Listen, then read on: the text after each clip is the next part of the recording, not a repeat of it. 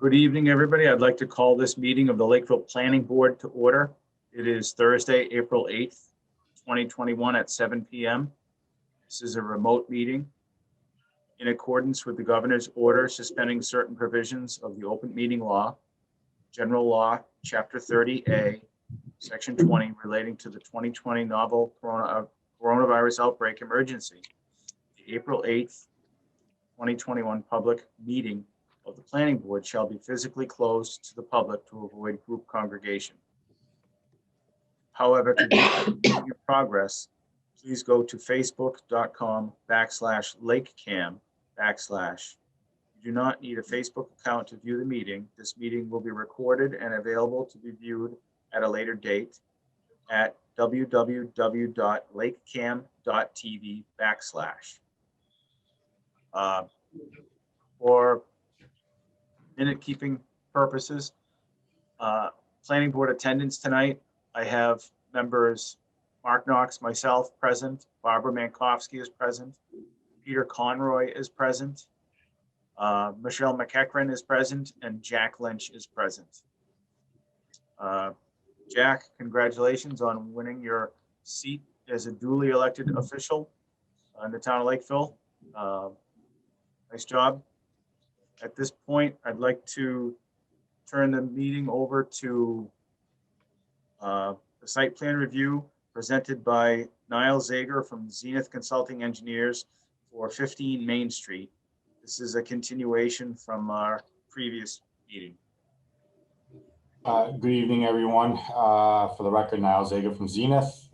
We were here before you for 15 Main Street at the last meeting. There were several concerns as far as landscaping and fire access and a few different other issues as well. And we wanted to try to discuss some of those tonight, as well as go over if we've received anything back for the third-party review, if that's been thought about at all yet, and if there's been anything accepted yet, as well as if we've had any input from town council regarding a few of the issues that came up at the last meeting. Did any of the board members receive the few different exhibits that I provided to the board yesterday? One of them should have been the fire truck access exhibit. And it appears we got two plans. One was the planting plan and one was the fire access plan. Yes, sir. Yes, sir. Yes, we did receive them today. Okay, thank you. So if you like, I can share my screen. I'd like to go over maybe the fire first.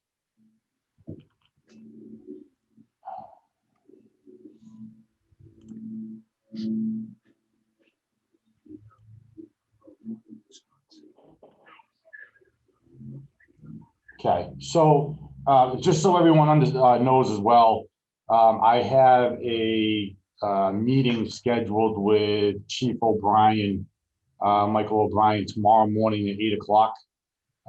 This, I believe, has been sent to him as well, but I wanted to have a meeting with him to kind of go over it in person and, try to address any concerns that he might have. But basically pretty simple. This truck that you see here is 52.6 feet, basically 52.5 feet long by 8.3 feet wide. That's the exact measurements of the ladder truck in the town of Lakeville. That's the largest ladder truck that is present in the town of Lakeville. We use this on other sites as well in town. And basically what you see here is we run a model, and the red-ish orange, depending on what color you see here, is the tire track here, and the green is the body of the truck here. That's the exterior of the body, the overhang of the body. So when we run this model, we're just making sure that the tires can stay on the pavement, which they do, and that the overhang isn't going to hit anything along its way, and that it can meet the radii, which we're demonstrating that it does.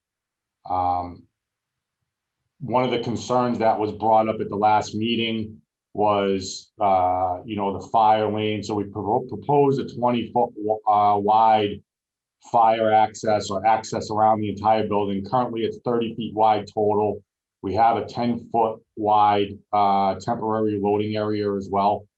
One of the concerns that came up was if a truck were to park, perpendicular to the building, let's say a standard 20-foot long truck would park here, then what would happen is, it would block a portion here, but the fire truck would still be able to get by that parked vehicle. So, we've done, in my mind, and what, it's my belief that we've demonstrated that we've met that requirement. So I guess before I go on to anything else, I'd like to discuss that with the board and see if there's any comments. Oh, I'm sorry. And there's also, we've also proposed some no parking signs as well, along the edge of the pavement. We've got 1, 2, 3, 4, 5, 6, 7, 8. Obviously that's up for discussion. But there we have about 8 no parking signs along the edge of the pavement to make sure that people understand that they cannot, just stop there and park and stay there.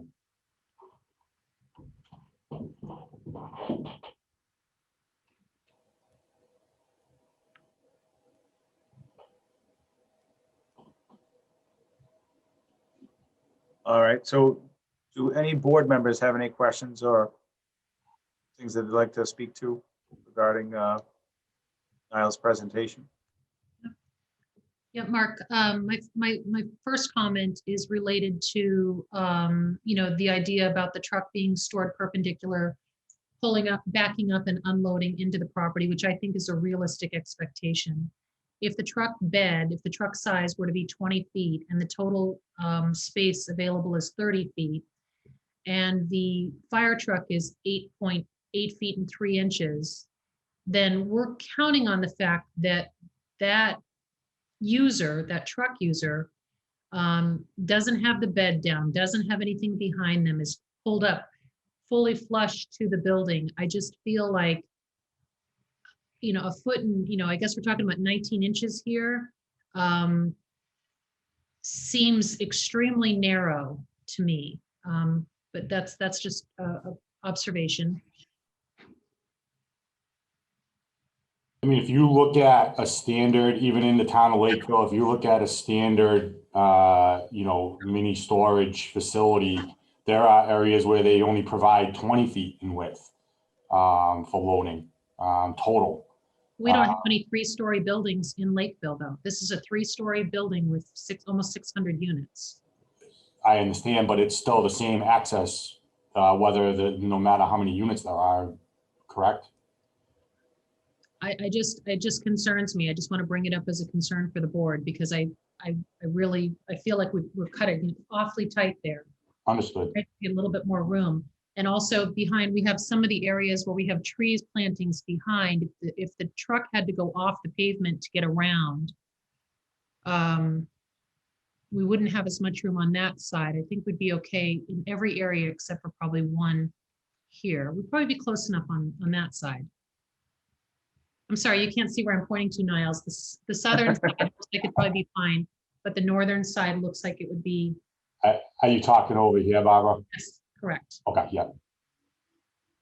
Yeah, I mean, Because we they're have. at level, right, Niles? So like if the pavement if the truck had to go off the pavement, would they have a drop? How big of the drop would it be? I'm sorry, can you repeat that? Yeah. So if the truck let's say that a truck was backed up and the fire truck had to go around it and they had to go off the pavement by, a tire's width, 6 inches, 12 inches. How big is the drop between, the flat level ground, around the pavement to the pavement? Would you say it's a 3-inch drop? Is it similar to a curb? Well, so the other thing is you also have the curbing, you have the Cape Cod berm, which is 12-inch Cape Cod berm along the edge that way, not taking into account so they can drive up onto that. That's a 3-inch reveal. So they would be able to drive up on that. And then the grade on the side here actually goes up at a 2-to-1 slope, because this grade over here is much higher. We're cutting this grade down here, as well as on this side as well. So but this side here in particular, where we have a fairly good significant cut here to make the grades work on the site. For anybody that's gone by the site, was driven by the site, which I'm sure you all have, it's a pretty significant slope, good hill here. And this is all has to be cut down to level out for this, for the longer building. Okay. But yeah, we have probably you have the 12 inches, to answer your question, Barbara, we have 12 inches of Cape Cod berm, and then we have a couple feet of shoulder of flat area before you would start to slope up. Okay, thank you. Oh, no problem. Do any other board members have any questions or comments they'd like to make? Mark, can I ask a question? Go right ahead, Peter. At the front of the building, the green is the tail end of the fire truck. Is that correct? With it swinging when it turns, that's the outside diameter of the fire truck. Is that right? That's correct. That's the body of the truck. That's correct. And this has been sent to the fire chief? That's correct. I'm actually meeting with Chief O'Brien tomorrow morning.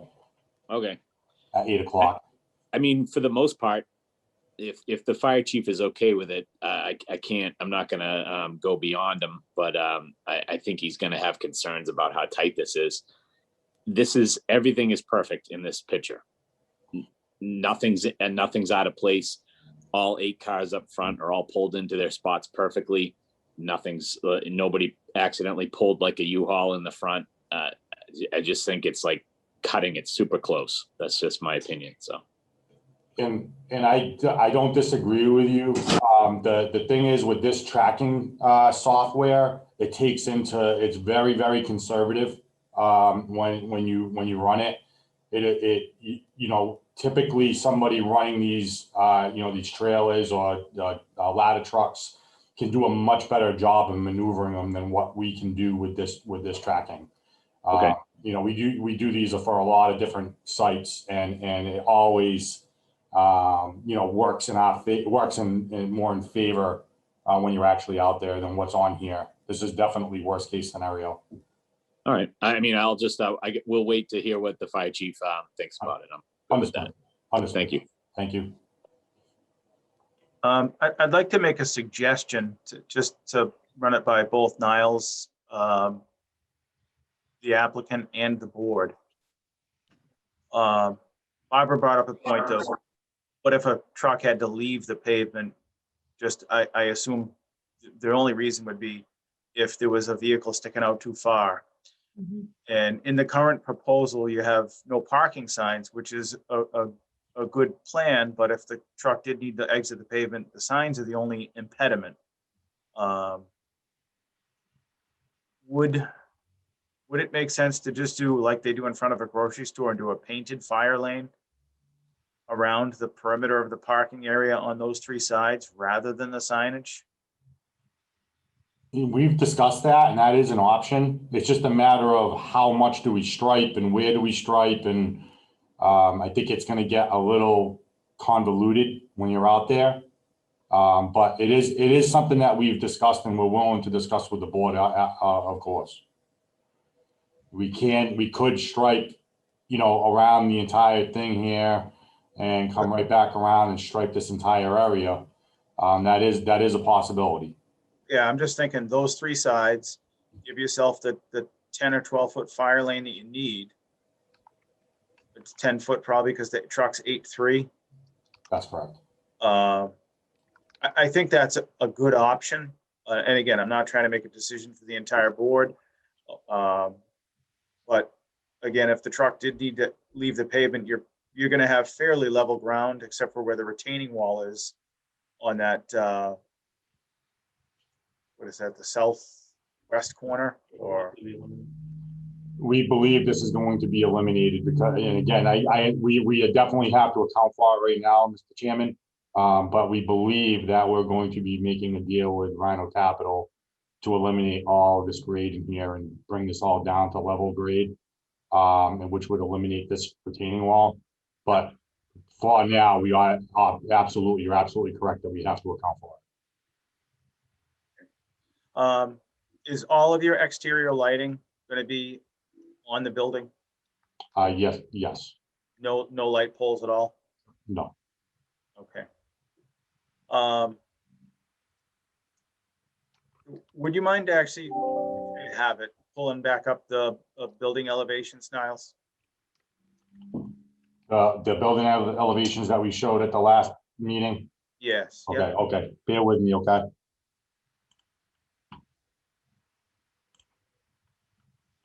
And while you're looking for that, the applicant's name is Bo? Yes. Yeah. So I wanted to apologize. I think at the last meeting, I kind of called the building ugly. But I want to walk that back and say it's not ugly.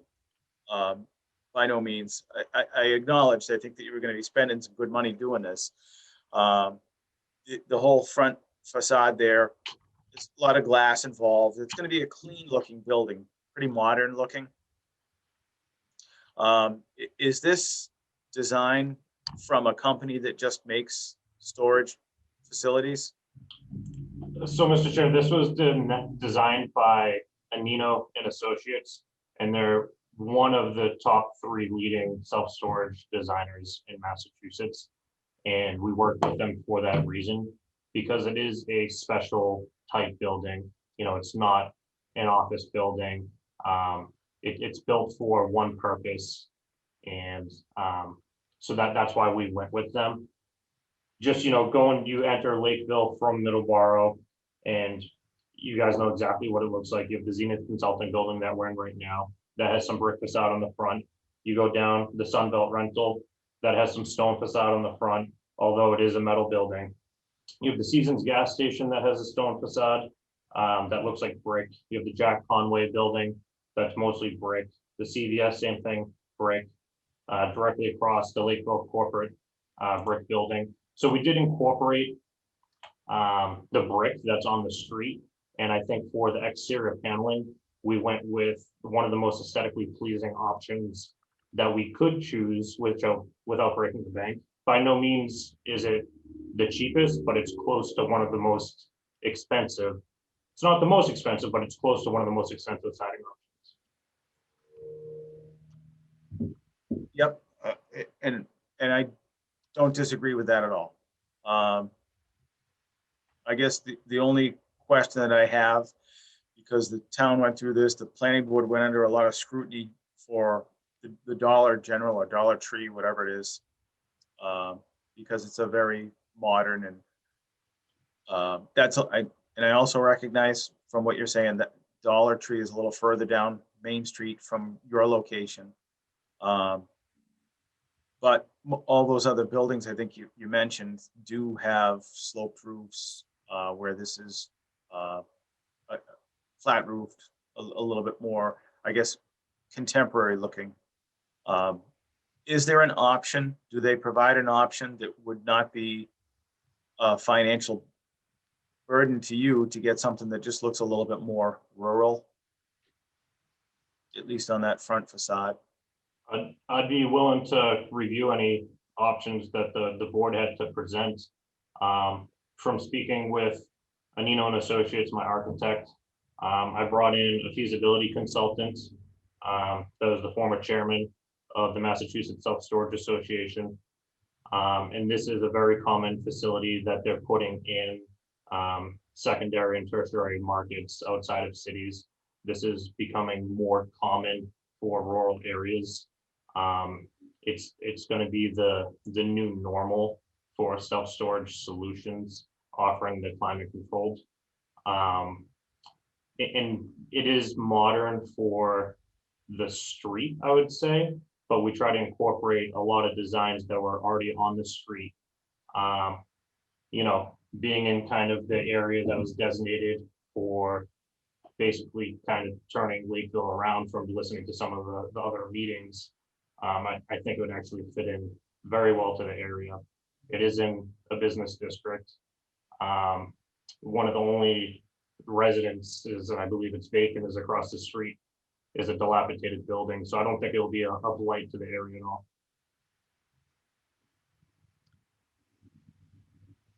Would you like to speak to that, Barbara? Yeah, I'm really glad that you brought that up, Mark. So we're very concerned about maintaining the rural character of our community. It's something that the community has asked for as long as I've lived here. And every year we do a community survey. And we would be appreciative if you are able to talk with the architect to see if there is a way to make this more aesthetically appealing. The town of Lakeville does not have the kind of bylaws that might require, for example, shingle sides or something along those lines. We may have that in the future. But if possible, now's the time to ask those questions. I think it would be better to ask those questions now and see if there's a way to make it more aesthetically fit in a little bit more. And I understand what you're saying about that area. The area is going through great transformation right now, and the roof lines and some of the materials that are being used in some of the other projects, I think, lend themselves to a sort of a more of a rural character. So that's just feedback there.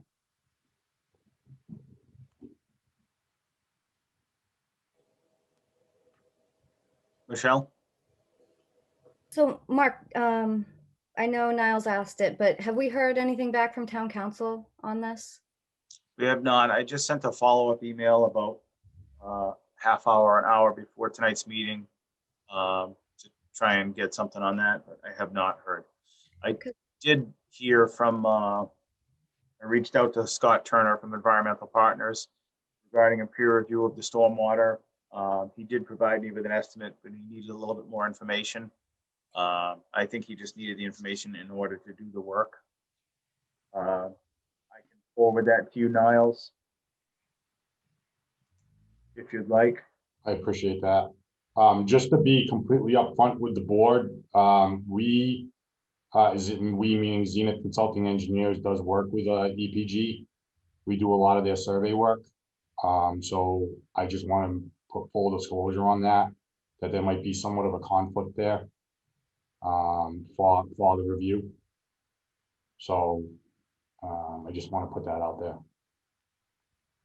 All right.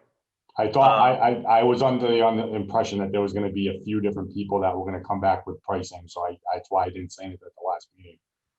So We did only reach out to the one at this point, but we're happy to reach out to a few more if you'd like. It totally makes sense.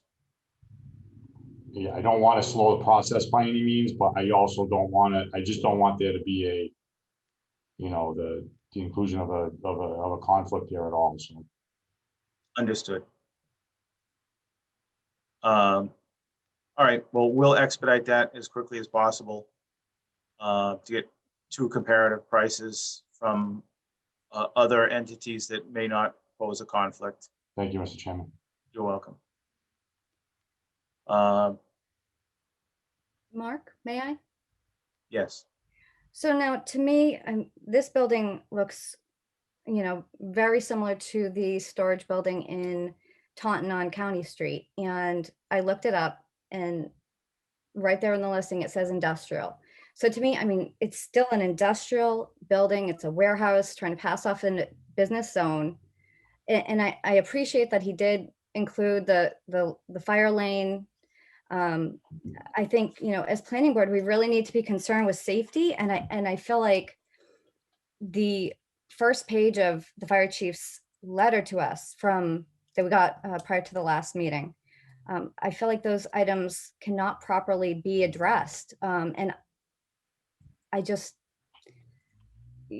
compared to the other storage facilities in town, this is totally different.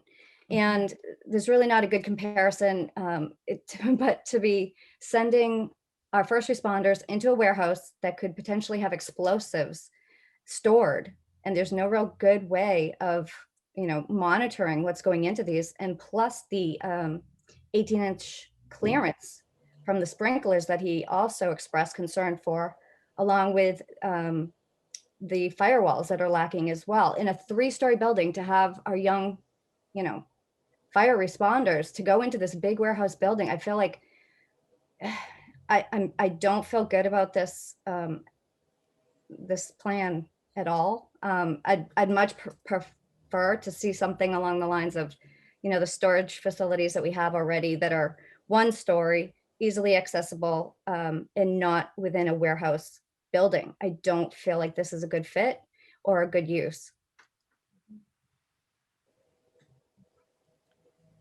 I'm in agreement with Michelle on that. Mr. Chair. Did somebody else want to speak? Yeah. Oh, Mr. Chair, I was just wondering if I could address some of those concerns. Yes, go right ahead.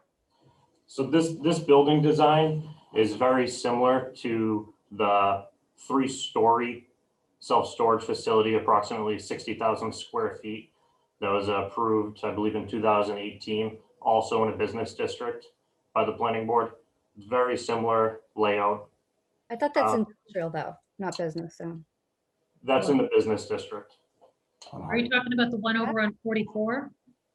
I believe it's number 9 Harding Street. Yeah, that was industrial. No. But I can double check it, but yeah. Okay, the Lakeville zoning map has it as business, so that's why I led to believe The that. back side of it was industrial. Okay. As far as the fire concerns, Niles will be meeting with the fire chief. It is a fully sprinkled building. We're more than happy to include whatever language that the other 2 facilities in Lakeville include for storing of hazardous materials. And we can provide some more information if the board would like to see it on the exact fire specs. I can get the steel information, the burn rates, the structural integrity of the building, and the whole entire steel package review from the structural engineer, if that's something the board would like to review to make them feel better about the fire integrity. if that was something that the fire chief could review and advise, because I would definitely go off of his advice more than, my own. But to that, your point though, Bo, I do think that would be something good to get to us as far as get it in the public record. And it is something that I'd like to review. Sure, absolutely, Mr. Chair. And so I can get the information on the steel. The sprinkler system will be designed by a licensed mechanical engineer. The steel's being stamped by a structural engineer. The sprinkler system's still gonna have to go in front of the fire department for their own approval, separate of this, as part of the building permit process as well. So I want to just make mention, because I know we got comments from the fire chief regarding, and I think he actually sent the video of a fire from Freetown. Mhm. We are here for site plan review, so I just want to be cautious that we want to stay outside the 4 walls. But we do need to be concerned with safety as a planning board. And that's my concern. Well, yeah, I agree. We always want to be concerned with safety, but it is supposed to be pedestrian and vehicular safety for movement and access around the site. A lot of those things with the internal workings of the building will be addressed. And I think that if we do have concerns and it is outside of our purview, we should send comments to the building commissioner, to the fire chief, to make sure that if the project, which this isn't a special permit, it's just site plan review. So we're here to craft the most accessible and safe exterior of this project. But that won't stop us from sending comments, just to make sure that those, and I'm sure that they won't be overlooked by those entities. The building commissioner, we all know, is very thorough, and the fire chief has his finger on the pulse on this one. So I'm sure that both entities won't let something pass from a safety point if they can't, or they wouldn't. Now, are you meeting with the fire chief this week? Did you say? Yeah, tomorrow morning at 8 o'clock, Jack. Will these fire rated walls be part of the discussion? Because he brings that up in this letter that we received. We can definitely speak about on that, yes. I was more going to be meeting with him regarding the vehicular access around the building, but we can absolutely talk in regards to the interior as well. Well, I think that would be good to address Michelle's concerns, because that was brought up in this letter that he sent regarding the fire at Freetown. And also I would agree with Mark at the beginning regarding, rather than having all these no parking signs and possibly having the fire truck go up on the berm along the outer perimeter of the parking area, just have the fire outside edge, painted with the stripe that's no parking, fire zone, or however you want it, how it's supposed to be labeled. Like Mark mentioned earlier, I think that would be, to me, that would be preferable. That's what little I know about those kind of things. Could you make a point of making that part of your discussion tomorrow, Niles, with the chief, as far as the optional painted fire lane rather than the signage? Yeah, absolutely, Mr. Chairman. And let him know that, does the board have a preference one way or another? Peter, do you prefer? I actually think the painted lane would be the way to go. People will, oh, sorry. Go ahead, Peter. People will, when you pull into one and you're driving across those chevrons that are, you're in the fire lane, you can't stay there. That's all. You're allowed to drive through it, but you just can't park and stay. So if there's no stopping and it's all chevroned all the way around the outside, the width for the fire truck, I think that's the best way to do it. Visually, I know it's a lot of paint, but. Barbara, do you have any thoughts? Mark, if one more question, if I could. I'm sorry. Go ahead. Sorry, Peter. Niles mentioned that there might be working with Rhino Capital about their access road. Would they consider making some kind of path in to the back far left corner of this building from Rhino's access road? It sure seems like a nice second access point for the fire truck. I know in a fire they're going to make their own path if they had to, but yeah, this print in this corner where their far left corner where they'll be closest to their access road. You're talking here, Peter? Or even further in, yeah, right around there. It's something we can definitely discuss. And nothing that would be like paved or anything, but something that was just clear of trees and, it's a nice backup for you and for them, Something, absolutely, we can discuss that. I'm good, Mark. Thanks. Thank you, Peter. Barbara, do you have any thoughts on the painted fire lane as opposed to the no parking signs? No, I agree with Pete. I think the visual, it would be very helpful for people driving. They may ignore a sign, but it's hard to park in a red chevron painted spot, painted lane. So I think that's a good solution, and it provides flexibility for the fire department. I think you see it all the time. People ignore the no parking signs, but I think they're more unwilling to stay in these painted zones. Yeah. Thank you. Michelle, do you have any thoughts on that? Yeah, I'll go with the board. I think it would be better off painted on the pavement.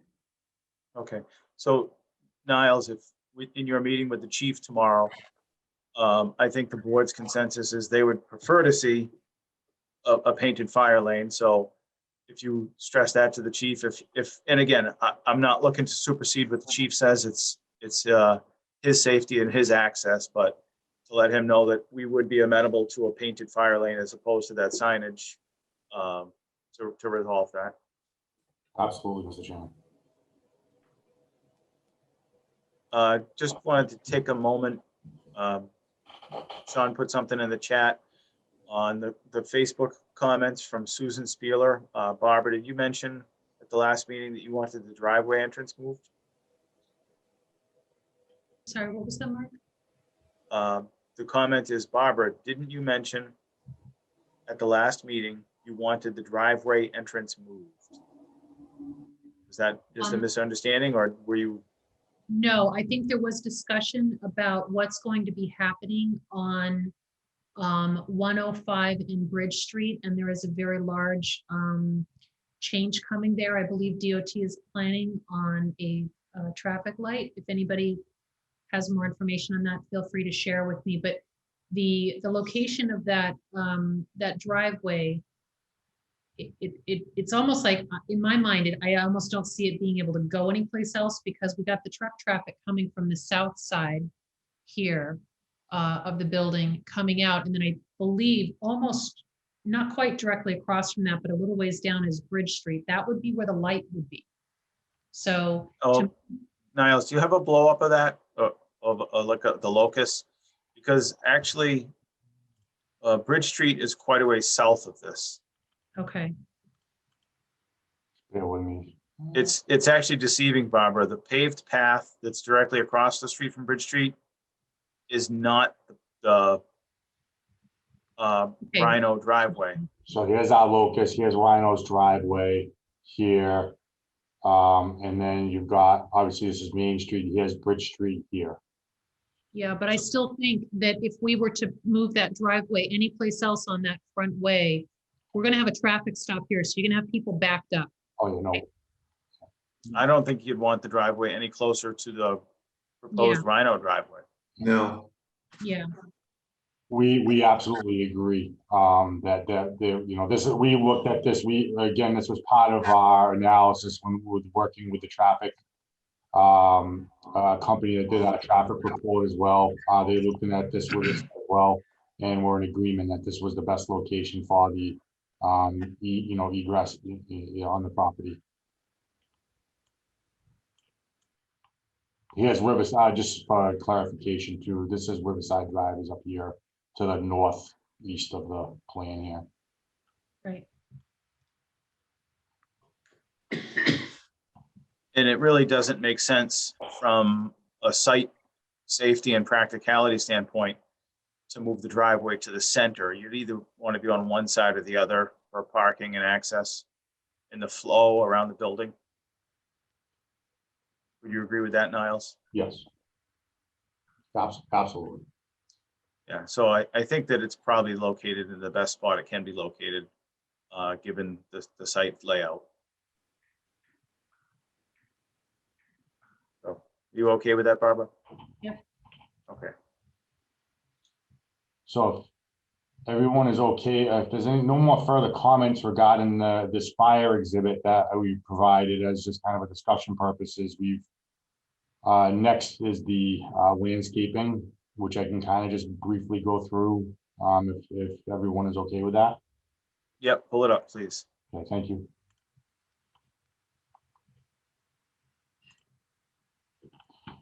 All right, so this, again, just for discussion purposes, it's a little bit, it's more colored, you know, the species have been colored. These, and I'll let Bo kind of talk about the species as far as that goes, but basically what we did was we tried to match what the, you know, Rhino Capital did next door. These evergreens planted along the front here. You've got the red maple kind of scattered out throughout here, red maple trees that are going to be 2 to 3 inches in caliper and 6 feet minimum in height. And then you've got the black willows, which we have at the entrance here. These are nice pole trees. And then you have the eastern red cedar as well, which we've got scattered out. And again, going about 25% up the side of the building on both sides here. There are some existing trees.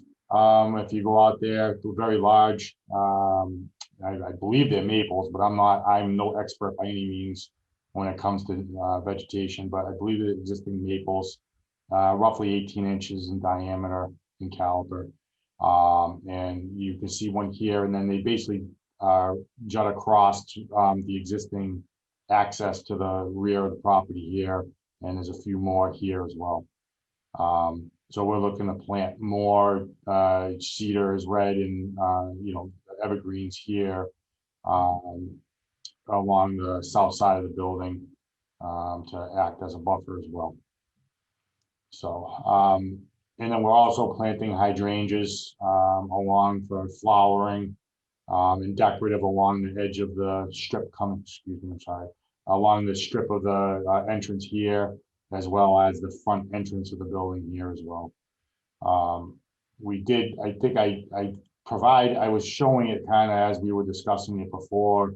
Let me try to, so here's the evergreens here.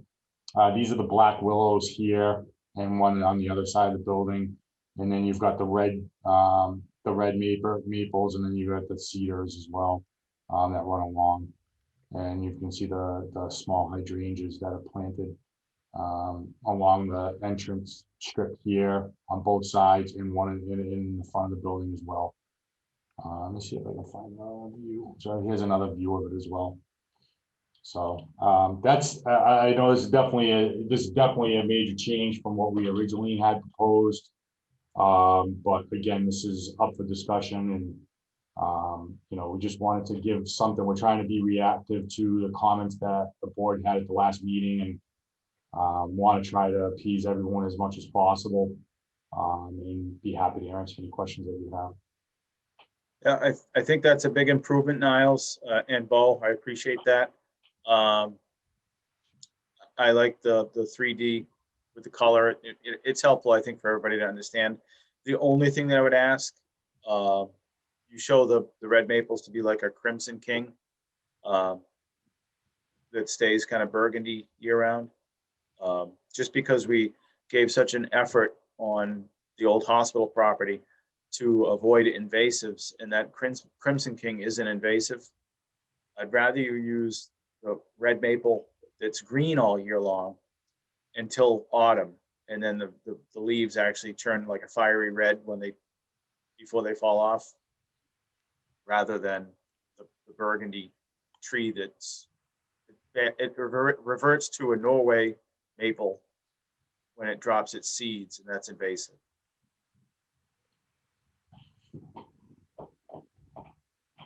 Mr. Chair, Go ahead. If you provide the exact name of that, we'll do it.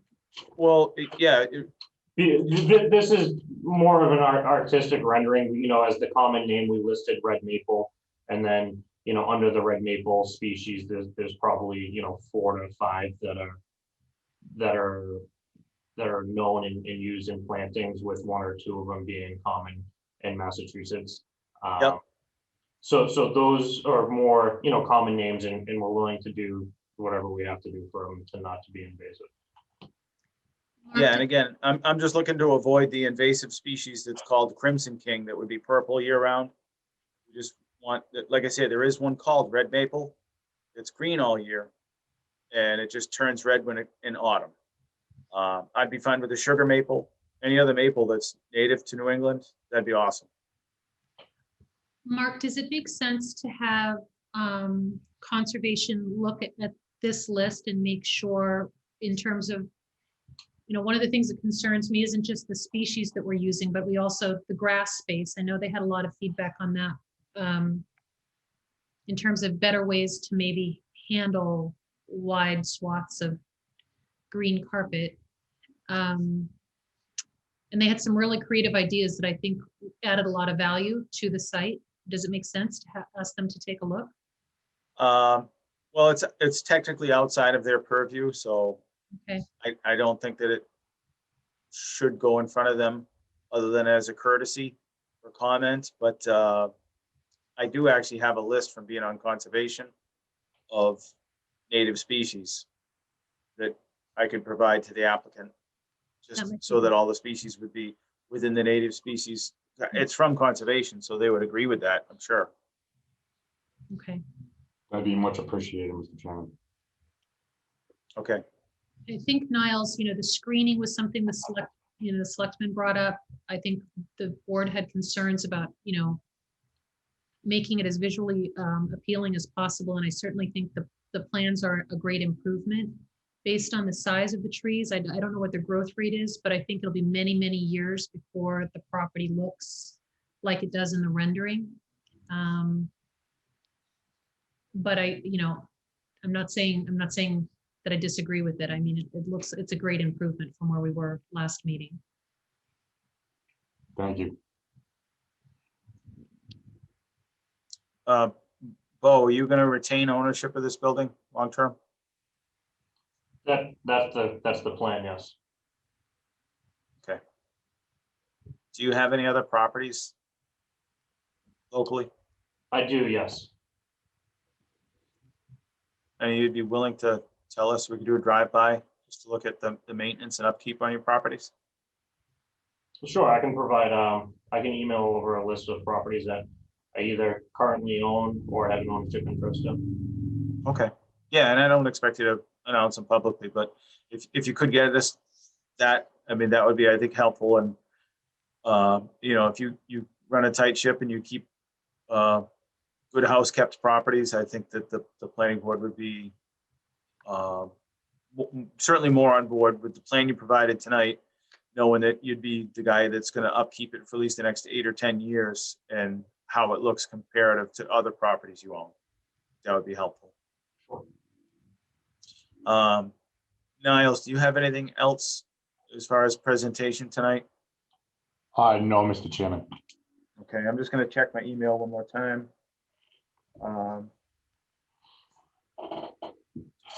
Council has responded. I don't see anything from her. I'll let you know as soon as I do, but I guess at this point, I just would like to continue and hopefully we wrap this up at our next hearing, our next meeting. You okay with that?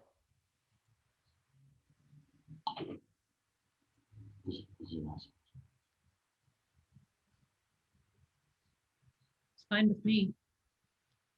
Did you get that, Niles, or no? I'm sorry. I apologize. I didn't know you were addressing that to me. I apologize. Yes, absolutely. Okay. All right, great. So I hope to get a response from council, hopefully tomorrow. Oh, that's not her.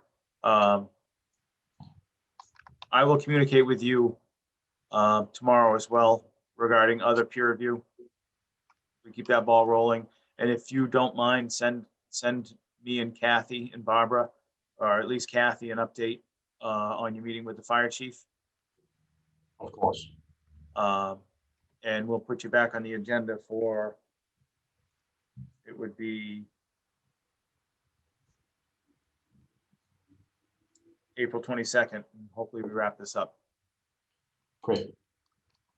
All right, so I have a motion to continue the 15 Main Street site plan review until April 22nd at 7 p.m. Second. I have a motion and a second. All in favor? Barbara? Aye. Peter? Aye. Michelle? Aye. Jack? Myself. Motion carries unanimously. Thank you, everyone, for your time tonight. Thank you. Thanks for coming in. We appreciate what you've done, and we'll keep working on this with you. You got it. Thank you very much. Have a great night. You too.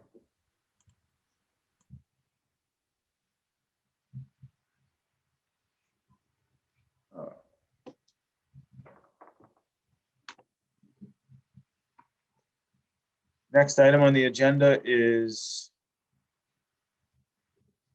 appointments to be made. First to Serped. It's that time of year, Mark. Yeah, Yep. So we have an open spot on the commission right now. Normally, the town administrator would attend, or someone else from the town would attend. It's been I've been doing it by myself for about a year. I've been on Serpent, I think, 2 or 3 years at this point, and I just want to make sure that maybe somebody else is interested in stepping in and would like to participate with the Regional Economic Development and Planning Commission. And if so, throw your hat in the ring. okay. Actually, on that note, I went out of order. So I want everybody to ponder the Serped appointment for a few minutes. And that said, I jumped ahead of the zoning bylaw amendments that you have in front of us. Oh, yeah. And then we actually have Attorney O'Shaughnessy is here, I think, for numbers 5 and 6. Would we mind taking things out of order tonight? Yeah. To do business with Attorney O'Shaughnessy now? Yeah. Mike, would you appreciate that? I appreciate getting out of your hair as early as I can. Hey, is that a bald guy joke? No, it is not. All right, so I'm gonna jump to number 5 on the agenda, which is Julia's Way release of covenant. Are you here for that, Mike? I am. Okay, I wasn't involved with the permitting of that when it was originally done, and I did not draft the covenant. I've been doing some work with Mallet Construction. They asked me to come to you guys to see if we can get the covenant released. The covenant was recorded 3-4 years ago. I provided a copy of it to Kathy. I also provided the form of a release of covenant for the board's consideration. In looking at the covenant, to me, I went down there today. It looks like everything's paved. I sent Kathy some pictures. I don't know if you have them, Kathy, if you got them. But I think that the terms of the covenant have been complied with.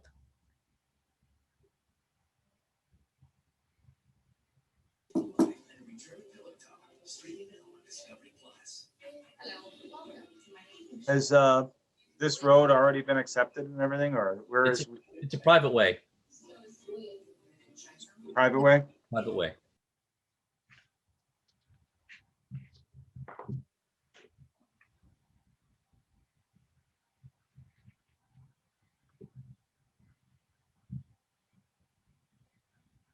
So it looks pretty standard, but just to not get in trouble, I'm gonna say we will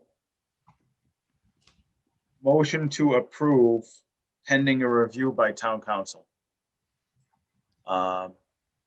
Does anybody else have any discussion on this? Don't we normally send out the guy from the highway department who certifies that it's in compliance? Or is that only when we're adopting it for a town road? It's a good question, and we could ask that, but again, it is a private way, so usually for adoption, and Peter, could you speak to that? I don't know if we typically would do that for a private way. Yeah, not really for a private way, for a public road before accepting it, the highway superintendent would go out, but not for a private road. Okay, and then we're good there, so.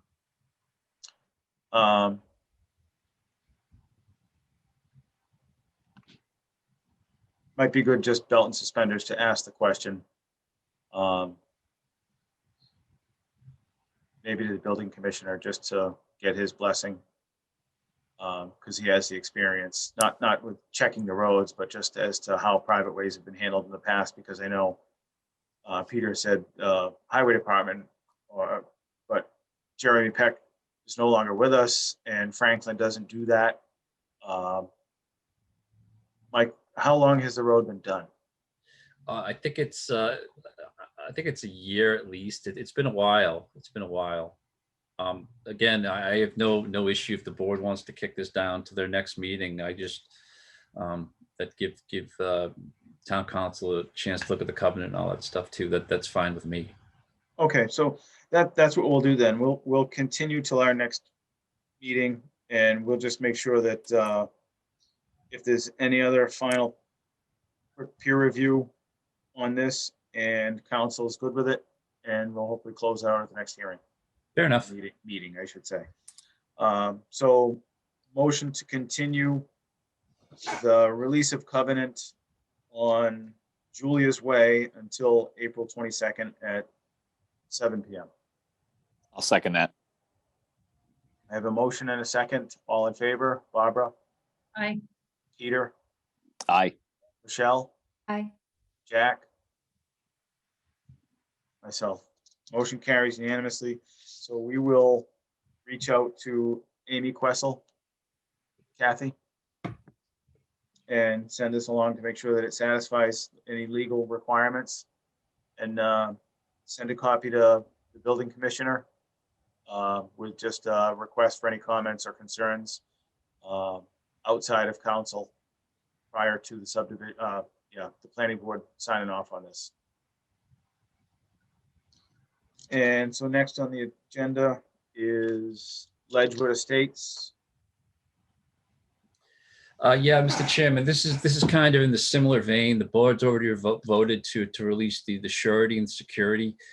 What I've done is I've prepared this document. It basically says that the board voted to do it, and it also states that the roadway was completed in accordance with the plans.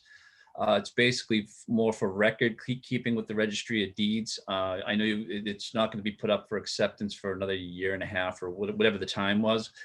But just to clean up the title and just so there's a record of that, you know, the board did hire the peer reviewer. They said it was all good. That's all it's about. Yep. And I recall that we were all present for that. So I feel a little bit better about this one as far as we do know that the peer review guy went out and took a look.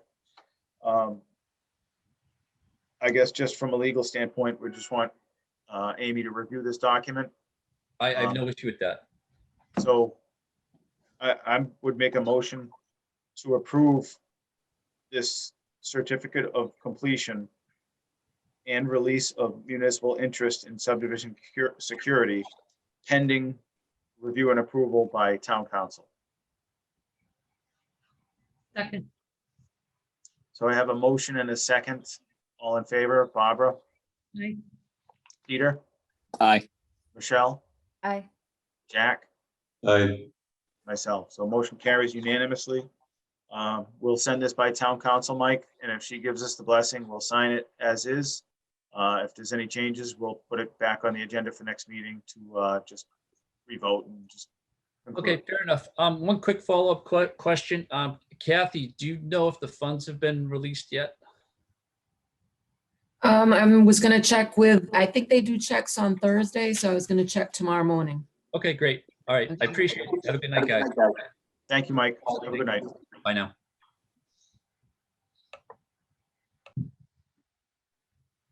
Okay, so going backwards to zoning bylaw amendments.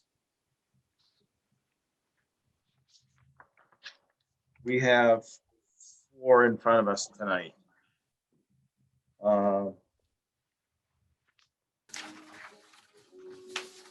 We go in order of the agenda.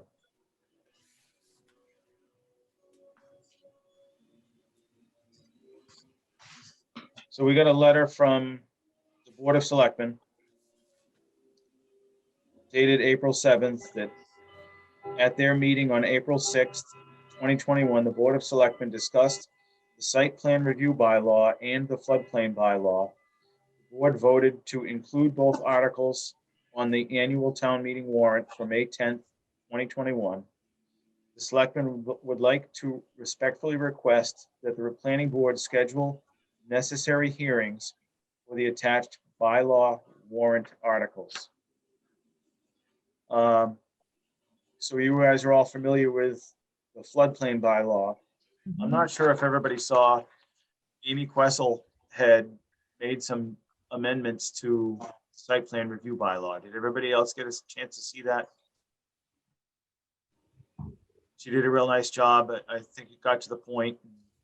That's why we have lawyers to clear up what we're not able to do, you know, from a legal standpoint. She did a real nice job. So Kathy, this requires action. We're talking about a public hearing on the 29th of the month. Yes. So as a formality, I make a motion to hold a public hearing on the floodplain bylaw and site plan review bylaw amendments on April 29th at 7 p.m. Second. I have a motion and a second. All in favor? Barbara, Aye. Peter, Aye. Michelle, Aye. Jack. Aye. Motion carries unanimously. Next item. I have a letter dated March 31st from the Board of Selectmen. At their meeting on March 22nd, the Board of Selectmen discussed the right to farm bylaw and submitted by the Agricultural Commission and the Development Opportunities District bylaw as submitted by petition. The board voted to include both articles on the annual town meeting warrant for May 10th, 2021. The selectmen would like to respectfully request the planning board schedule the necessary hearings for the attached bylaw warrant articles. Kathy, same thing? Go ahead. The right to farm bylaw, you don't need to have a hearing for that. That's a general bylaw, so it does not require that. So it's just the other one. Development So- opportunities. The other one for the Development Opportunities District will be, or can be scheduled for the same April Yes. 29th, 7 Yep. PM. Okay. So motion to post a public hearing for the amendment to the Development Opportunities District bylaw for April 29th at 7 PM. Second. Motion and a second. All in favor? Barbara? Aye. Peter? Aye. Michelle? Aye. Jack? Aye. Myself. Motion carries unanimously. Those three items will be on the town meeting warrant. We'll have a public hearing on April 29th. Okay, Barbara, back to Serpent. So just to back up, so SERPID stands for the Southeast Regional Economic Development and Planning Commission, or something along those lines. This is a group of people that meet from the region to talk about planning issues related to the area as a whole. And so each commissioner represents their own community and comes forward and tries to understand the different things that are happening. And as you all know, I report back. It's a once a month meeting, unless you're on a subcommittee, in which case you could get involved even further. And I would just like to see if somebody else would like to take that role over for the next year. It's a 12-month appointment.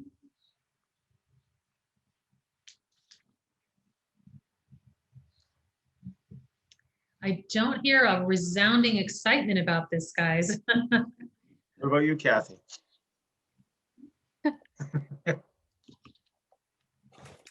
I think you love doing it, Barbara. No? No, I have enjoyed it. I just, I'll continue doing it for the next year if nobody else wants to step in, but it is a great opportunity to learn about what's happening. And I didn't know if anybody would be interested.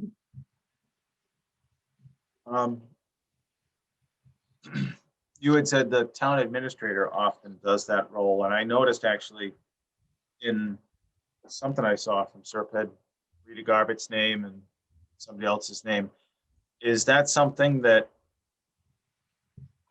if a new town administrator gets hired, that would be the normal person that would carry that role, or is it also from planning board?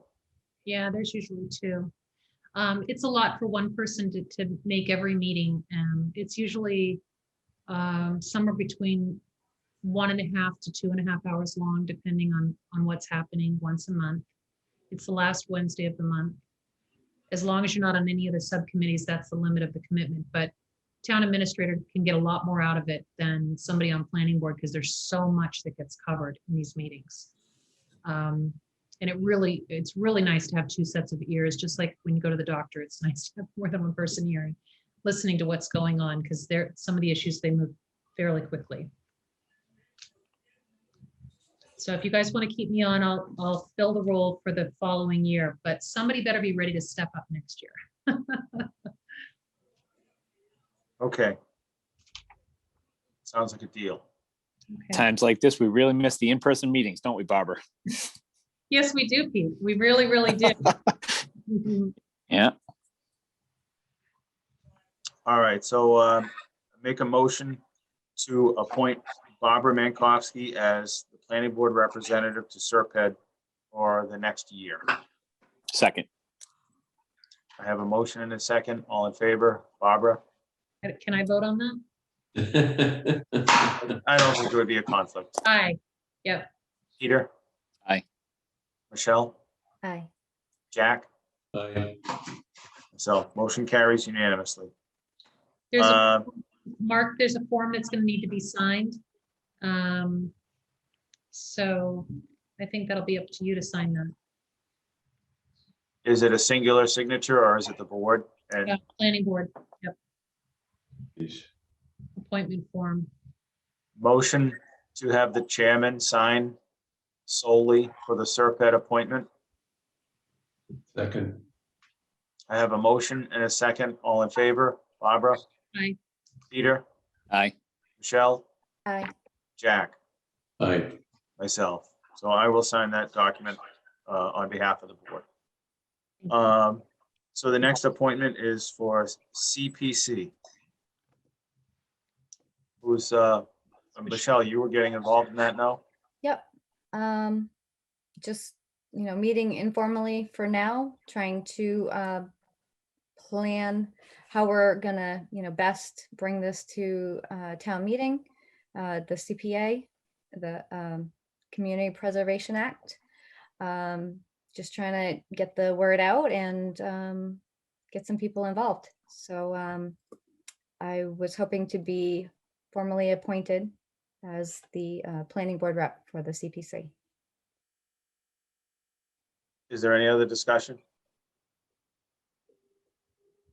So I would like to make a motion to have the planning board appoint Michelle as the CPC or CPA, CPC representative, planning board. Second. Have a motion and a second. All in favor? Barbara? Aye. Peter? Aye. Michelle? Aye. Jack? Aye. Myself. Motion carries unanimously. Michelle will be the representative for the CPC for the planning board. Great. And will you give periodic updates on that? Definitely. I'm excited about it. And how often does CPC meet? Uh, Once you get going? Well, oh, you know what? I'm not even sure. We've just been, planning, meeting to meeting right now. But, right now we got a good group. It seems, I even spoke, Twice a month or? it's been, I don't know. Well, there's been 3 so far and it's been what, about a month and a half or so. So, So averaging 2 per month. so Yeah. far. Okay, yeah.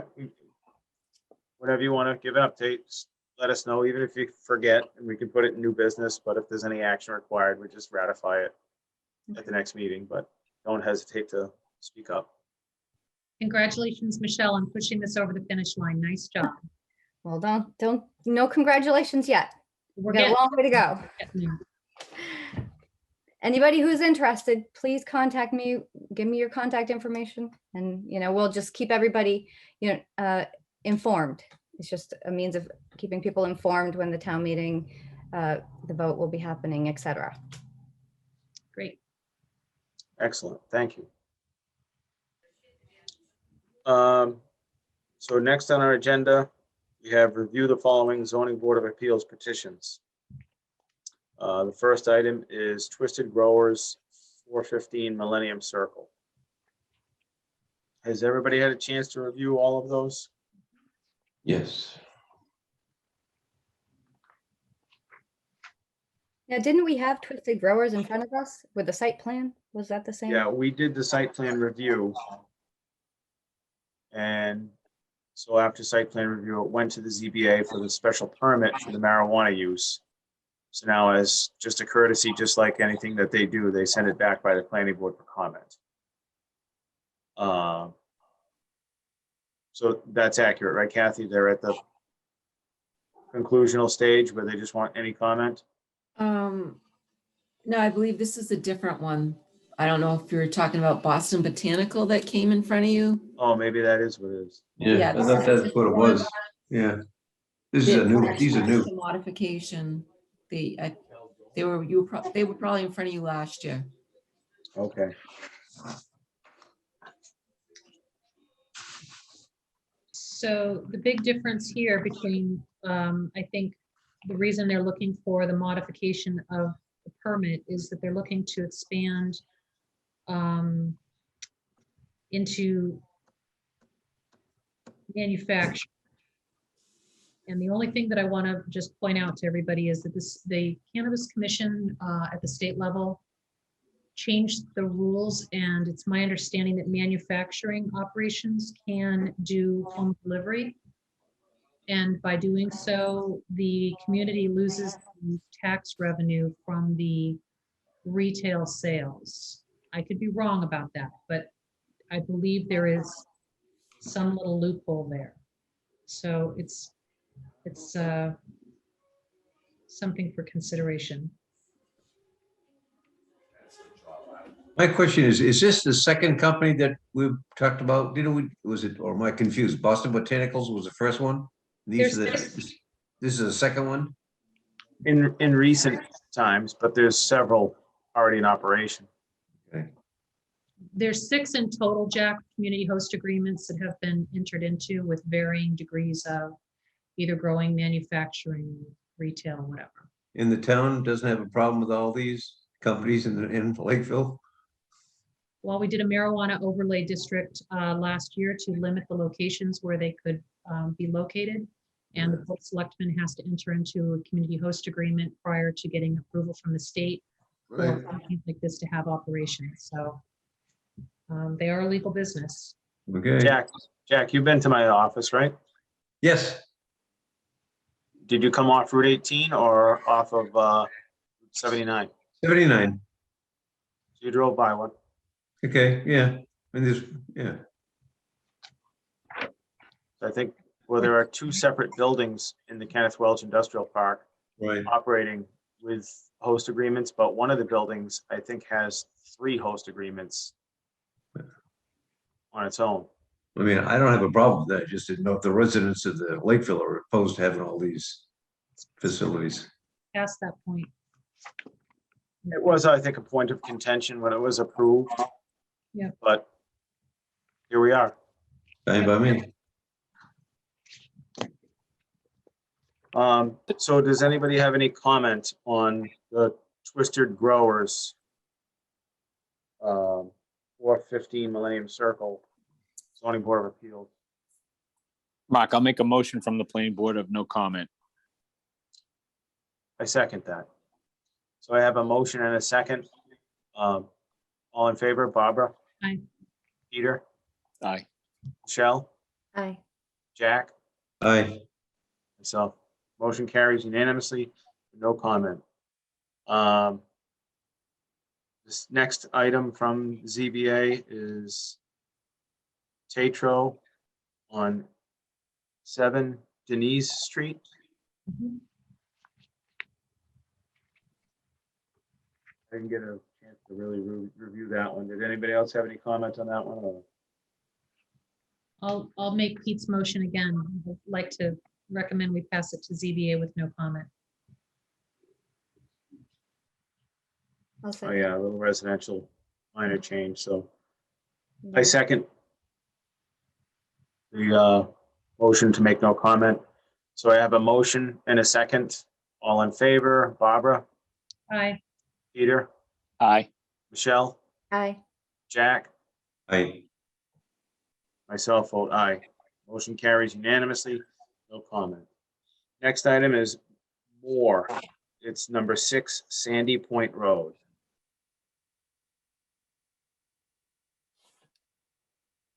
Which is also residential, looks like a home improvement. They want to tear the building down and put up a new one, right? Yes, This location is off of 140 and County Street, so that area had really severe flooding when, a couple years back when we had that floods. I remember the road was covered there Yeah. by county. I don't have any comment on this part. I'm sure it's an improvement, so Exactly. motion to have no comment on Moore 6 Sandy Point Road. Second. Motion and a second. All in favor, Barbara? Aye. Peter, Aye. Michelle, Aye. Jack, Aye. myself. Motion carries unanimously, no comment. Next is Leach Goulart. It's 11 Charbonneau Ave.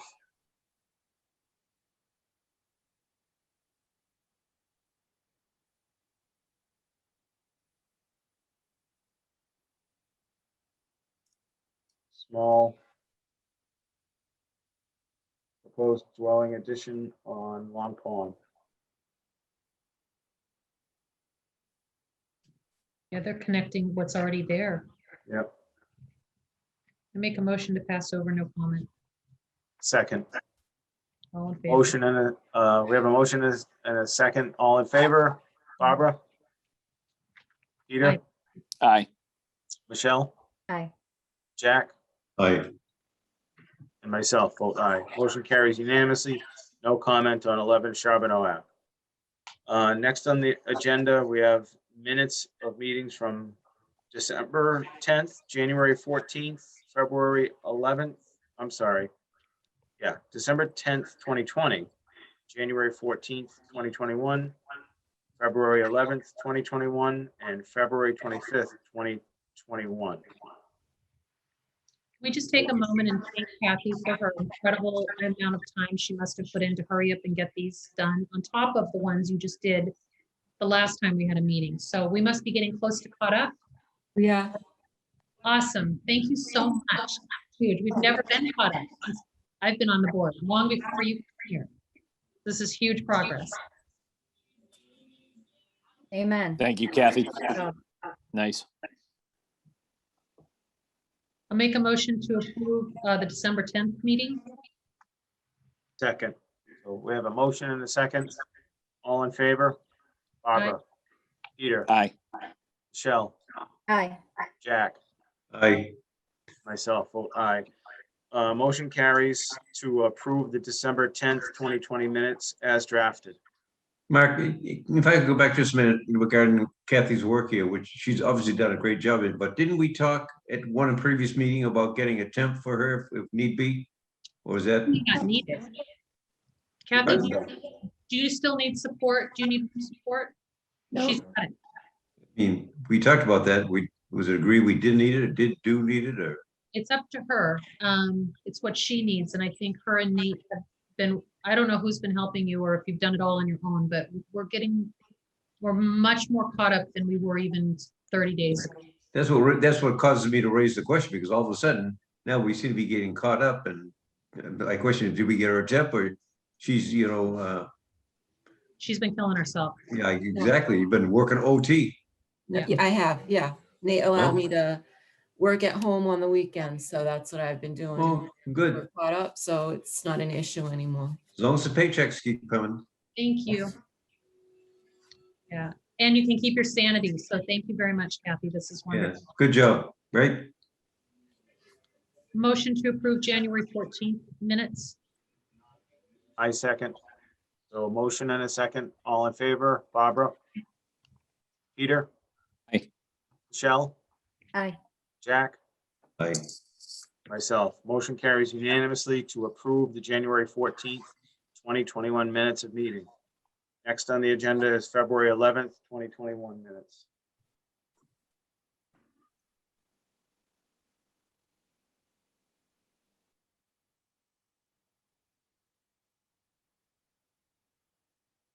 All members were present.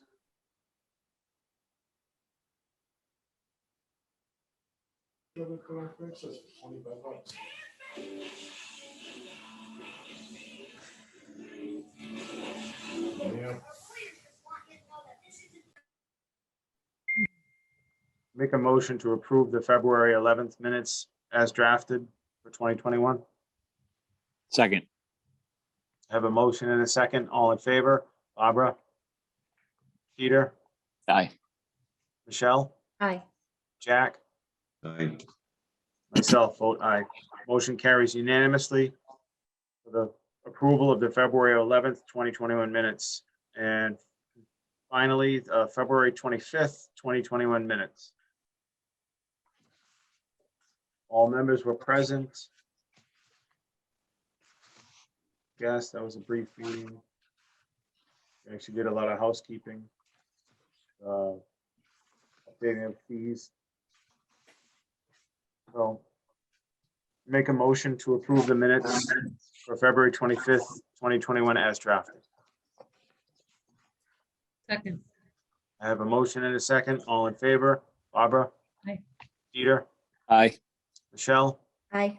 Jack, Aye. myself, well, aye. Minutes for February 25th, 2021, passed unanimously. Do we have any old business? I didn't see anything in the packet Ooh. or any new business. Michelle? Well, just under old business, and I was reminded by reading the minutes, the planning board fee schedule. I know we were waiting to hear back from Nate. Can we get that back on the agenda so we can hopefully? Yeah, sorry, that's on me. Can we put that Kathy? on the schedule for the next meeting? Yeah, I knew Nate hadn't looked at it, so that's why I didn't put it on. Okay, thank you very much. He did send me an email, but I haven't had a chance to share that with the board and make any changes that were suggested, so. I'll put that follow up. Yeah, so I don't want to push the issue as much as I just don't want to forget about it. So I know town meeting is coming up and I'm sure he's very busy, as is everybody. So just monitor it, I guess, please, Kathy. And then when he does get a chance to look at them, again, no rush, we'll put it back on the agenda at that point. Thank you. And Barbara, sorry. Go ahead, If Michelle. you need any help making revisions, just let me know. Awesome, thank you. And thank you for reminding us, Michelle, of that. Under new business, I have affordable housing, chapter 40B handout. Yeah, so Mark, this is, Serpent had a presentation from DHCD on the new initiatives by Baker administration, just sort of talking about the issues around housing, which, you know, I mean, if you have a house, I guess you're not really aware of how bad the crisis really is. If you're in the market looking to buy a house, or you have children looking to buy a house, or you're looking to downsize, you know, you start to realize how really tough of a situation that we have here in the Commonwealth, which is not projected to get any better anytime soon. So I thought that this packet was, you know, in the absence of being able to attend the meeting, had some really great information to share with people. And the only other thing I just want to mention is that, you know, the new rule requires, like, if we wanted to make a bylaw change related to housing, you only have to have a simple majority. You don't have to have the 2/3 majority vote at town meeting to change the zoning bylaw as it relates to housing. That's the big change that Baker implemented. And the idea was that they would be able to get more projects approved if you didn't have enough people showing up at town meeting, things could still kind of move along. So it's indicative of how much pressure the administration feels related to housing and how much of a priority it is for them. I think behind coronavirus, it's probably number 2 or number 3 out of everything going on in the state. For anybody out there who really wants to understand the issue better, I always direct people to the Boston Foundation's housing report. They do it annually. I actually haven't looked at it in a couple of years, but there's some really great information about why this matter, why affordable housing matters to the Commonwealth and to the taxpayers of the state of Massachusetts. So. No, I went to that, I participated in that webinar, Housing Choice Briefing, and it's amazing. The rentals in Massachusetts are down from 900,000 to 470,000. Rental pricing is up 75%, and single home prices are increasing at 11.4%. That's just going to put an awful lot of people right out of the market. Well, and I think one thing that people may not realize, when I moved here in Lakeville, house prices were easily half of what they were. And many of our neighborhoods were filled with single family homes where there was one working parent or one working parent and one part-time parent. And they could afford to do that because they were, you know, in that range of affordability, you know, $250,000, $350,000, somewhere in that range. And at that time, we had a lot of heavy duty volunteers, people that were here. Remember, we got the library built, we did the senior center, the PTO was incredible. There was just a real lot of involvement within the community because parents had the ability to be home. And when housing prices get into the $700,000 to $800,000 range, what you're looking at is two parents working, and that cuts out of the people that can do things like what we're doing right now on planning board or other services and other community involvement. So I think there's bigger prices to pay other than just, you know, a housing crisis shortage. It's the changing of our community when house prices are so incredibly high. There's no end in sight for this. Sure. And lumber keeps climbing too. Is it really? Yeah, up 30%. Up 30%. You know, some of the houses, they had to stop building some of the houses here in LeBaron Hills because they couldn't get the lumber. Took them 2 weeks. They had to postpone them 2 weeks because they couldn't get any lumber. Yep, another one coming in June. Just so you know, if you have any projects, do it now. It's going to get worse in June? Yes, Wow. yes. Okay. Rates will be going up by then too, so the whole thing's going to get worse. Crazy. All right. So just to make an announcement, the planning board's next meeting is on April 22nd at 7 p.m. Does anybody else have anything else? That's it. So I make a motion to adjourn. Second. I have a motion and a second. All in favor? Aye. Peter, Aye. Michelle, Aye. Jack, Aye. myself. Motion carries unanimously. Meeting's adjourned. Have a good night.